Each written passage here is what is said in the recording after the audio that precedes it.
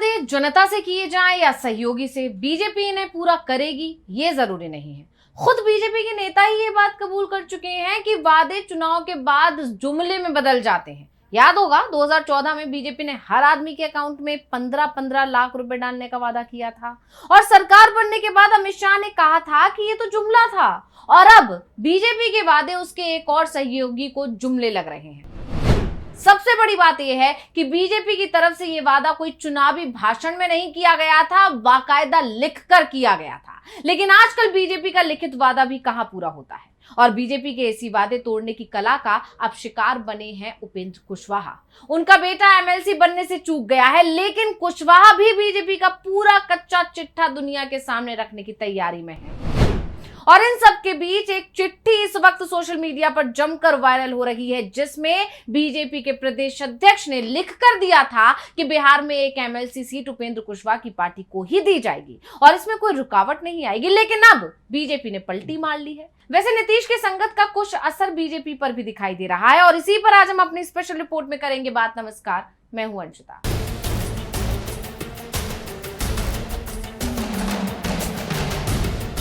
BJP वादा करके मुकर जाती है, ये तो किसी से छिपा नहीं है। हर किसी के खाते में 15 लाख आएंगे, हर साल 2 करोड़ नौकरियां देंगे, किसानों की आय दोगुनी होगी। ये वो वादे हैं जो मोदी सरकार ने जनता से किए थे।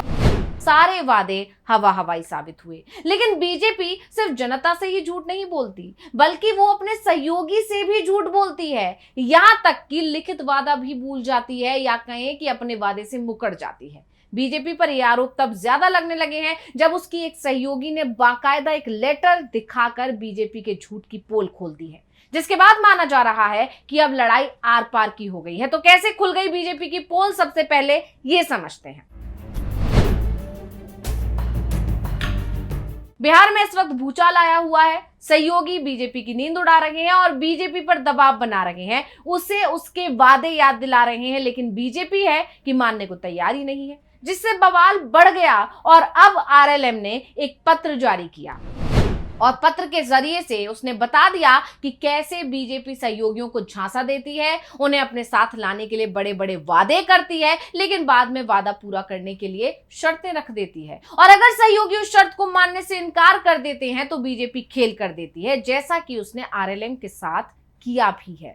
जिसके बाद बिहार में उपेंद्र कुशवाहा के और बीजेपी के बीच एमएलसी टिकट को लेकर खटपट बढ़ गई। ऐसे में बीजेपी के साथ जारी खींचतान के बीच राष्ट्रीय लोक मोर्चा के नेताओं ने सोशल मीडिया पर एक पत्र वायरल कर बड़ा दावा कर दिया। यानी बीजेपी जो ये कह रही थी कि किसी तरह की कोई बातचीत नहीं हुई थी, कोई वादा बीजेपी की तरफ से नहीं किया गया था, उसी वादे को याद दिलाने के लिए आरएलएम ने यह पत्र वायरल कर दिया है और वायरल पत्र के हवाले से दावा किया जा रहा है कि तत्कालीन बिहार बीजेपी अध्यक्ष दिलीप जायसवाल ने चुनाव के दौरान आरएलएम को एक विधान परिषद सीट की हिस्सेदारी देने पर अपनी लिखित सहमति दी थी। यह पत्र अब सोशल मीडिया पर तहलका मचा रहा है। जो पत्र आप इस वक्त अपनी स्क्रीन पर देख रहे हैं, ये वही पत्र है जो उपेंद्र कुशवाहा को दिया गया था बीजेपी अध्यक्ष की तरफ से, जो उस वक्त बीजेपी अध्यक्ष थे, यानी कि दिलीप जायसवाल। और इस पत्र में साफ साफ लिखा है, नीचे के कॉलम में आप देखिए, जिसमें लिखा है राष्ट्रीय लोक मोर्चा बिहार विधानसभा चुनाव हेतु 6 विधानसभा के लिए उम्मीदवार की घोषणा करेंगे। साथ ही बिहार विधान परिषद में बीजेपी के हिस्से से आरएलएम को 1 सीट भी दी जाएगी। और इस पत्र में आप देख सकते हैं कोने में नीचे की तरफ प्रदेश अध्यक्ष बीजेपी के हस्ताक्षर भी हैं। और बड़ी बात यह है कि दिलीप जायसवाल ने आगे आकर खुद ये बात कबूल भी कर ली है कि उपेंद्र या उनकी पार्टी के नेता जो कह रहे हैं वो सच है, यानी कि बीजेपी झूठ बोल रही है। ये बात खुद उसके पूर्व अध्यक्ष ने भी बता दी है। तो आरएलएम की ओर से सोशल मीडिया पर एक पत्र शेयर किए जाने के बाद भाजपा के नेता और अब बिहार सरकार में मंत्री दिलीप जायसवाल ने इस पर अपनी आधिकारिक सफाई पेश कर दी है। दिलीप जायसवाल ने यह तो मान लिया है कि उस समय दोनों दलों के बीच एक एमएलसी सीट देने पर लिखित सहमति बनी थी। हालांकि उन्होंने इसके साथ यह भी स्पष्ट कर दिया कि बाद में उपेंद्र कुशवाहा को राज्यसभा भेजे जाने के बाद राजनीतिक समीकरण बदल गए और चीजें पूरी तरह बदल गईं। यानी दिलीप जायसवाल का बयान आने के बाद यह तो साफ हो जाता है कि उपेंद्र कुशवाहा से यह वादा हाल फिलहाल में नहीं बल्कि विधानसभा चुनाव के दौरान ही कर दिया गया था, यानी कि 2025 से पहले। और इससे साफ है कि उपेंद्र सच बोल रहे हैं और और बीजेपी ने उनके साथ अब चालाकी कर दी है। ये चालाकी क्यों की है बीजेपी ने, इस पर लगातार चर्चा हो ही रही है और आगे भी हम इस पर बात करेंगे। लेकिन फिलहाल बीजेपी के तत्कालीन प्रदेश अध्यक्ष दिलीप जायसवाल के बयान की बात करें तो उनकी ओर से आरएलएम को लिखित सहमति दी गई थी।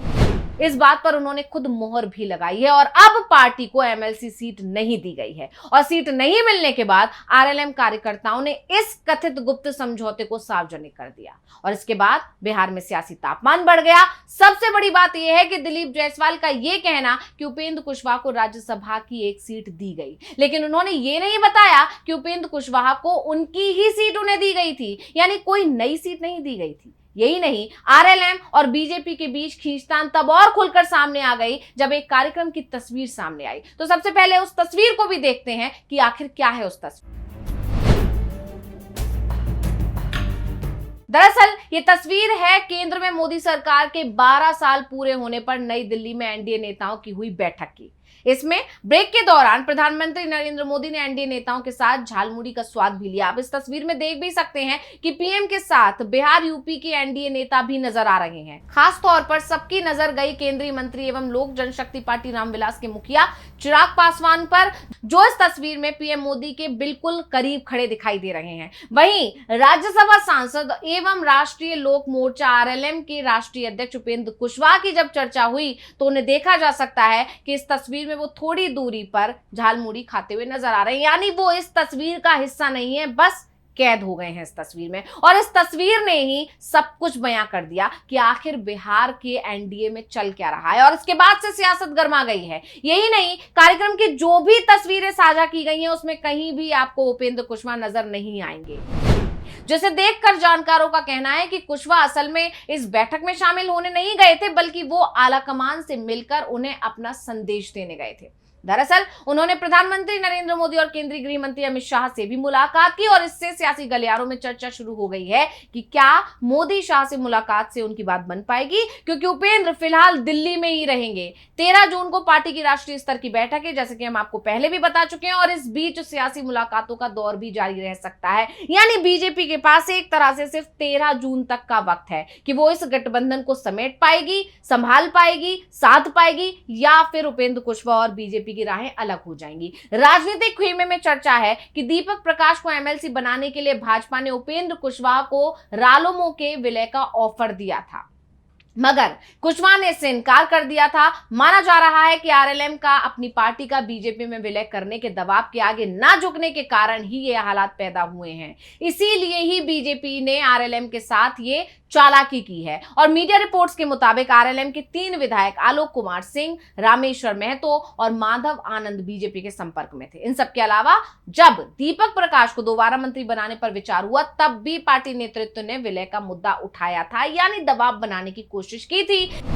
लेकिन उपेंद्र कुशवाहा ने साफ साफ कह दिया है और कहा था कि वो केवल किसी पद के लिए अपनी पार्टी का बीजेपी में विलय नहीं करेंगे, यानी सत्ता उन्हें इतनी भी प्यारी नहीं है कि वो अपनी पार्टी का अस्तित्व खत्म कर ले। इसलिए बीजेपी ने दीपक प्रकाश का टिकट काट दिया, जिससे उनका मंत्री पद अब खतरे में पड़ गया है। ऐसे में बेटे के मंत्री पद को बचाने के लिए वो आगे क्या कदम उठाते हैं, इस पर सबकी नजरें रहेंगी, क्योंकि गठबंधन के रिश्तों में खटास तो पड़ ही गई है। तो स्पेशल रिपोर्ट आपको कैसी लगी हमें कमेंट करके अपनी राय जरूर दीजिएगा। इसी के साथ मुझे दीजिए इजाजत। देखते रहिए डीवी लाइव। नमस्कार।